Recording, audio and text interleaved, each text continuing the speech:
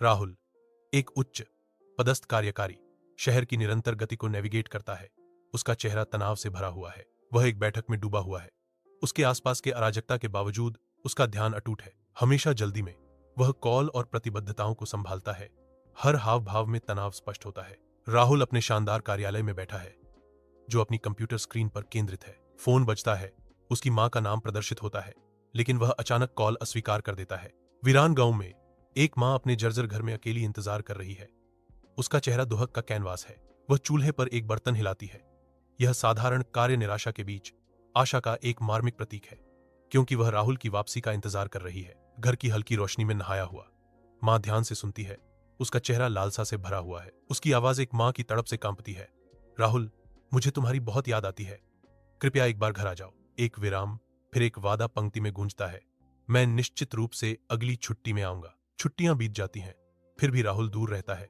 हमेशा अपने काम से जुड़ा रहता है। राहुल को एक फोन आता है और जब उसे पता चलता है कि उसकी मां आईसीयू में है तो उसका चेहरा पीला पड़ जाता है। वह खबर से हैरान है। वह तुरंत अस्पताल के लिए निकल जाता है। राहुल आईसीयू में पहुंचता है। उसका दिल प्रत्याशा और डर से धड़क रहा है।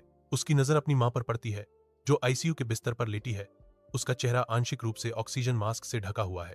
अपनी कमजोर हालत के बावजूद उसकी आंखें खुली रहती हैं, जो पहचान और लचीलेपन का प्रतीक है। राहुल अपनी मां के पास जाता है जो बांझ आईसीयू में आशा की किरण है। वह उसे कोमल घोषणा के साथ आश्वस्त करता है, मैं यहां हूं। उसकी मां कमजोर आवाज में जवाब देती है, उसकी आवाज में एक कोमल पेशकश, मैंने तुम्हारे लिए खिचड़ी रखी थी। आईसीयू के बांझ दायरे में राहुल ध्यान से सुनता है, क्योंकि डॉक्टर गंभीर खबर सुनाते हैं। डॉक्टर कहते हैं मां की हालत गंभीर है। आईसीयू की शांत चुप्पी में राहुल अपनी मां के बगल में बैठा है। वह कोमल देखभाल के साथ उस पर नजर रखता है। राहुल उबड़ खाबड़ गांव की सड़कों से एम्बुलेंस चलाता है। हर झटके के साथ उसकी चिंता बढ़ती जाती है। वह धीरे से अपनी मां को एम्बुलेंस से सहारा देता है, उन्हें अपने बूढ़े पुराने घर की ओर ले जाता है। राहुल अपनी मां को उनके पुराने घर की ओर ले जाता है। रात के आकाश के नीचे राहुल आंगन में अपनी मां का बिस्तर तैयार करता है। यादें वापस आती हैं, क्योंकि उसे याद आता है कि वह यहां एक बच्चे के रूप में खेलता था। उसकी मां की आवाज उसके दिमाग में गूंजती है। रात के आकाश के नीचे राहुल स्टोव जलाता है, अपनी मां के प्रिय बर्तन में खिचड़ी बनाता है। वह खिचड़ी हिलाता है। खुशबू आंगन में भर जाती है, जो उसकी मां के प्यार की मार्मिक याद दिलाती है। शांत आंगन में राहुल धीरे से अपनी मां को चांदनी रात में खाना खिलाता है। वह स्वाद का आनंद लेती है।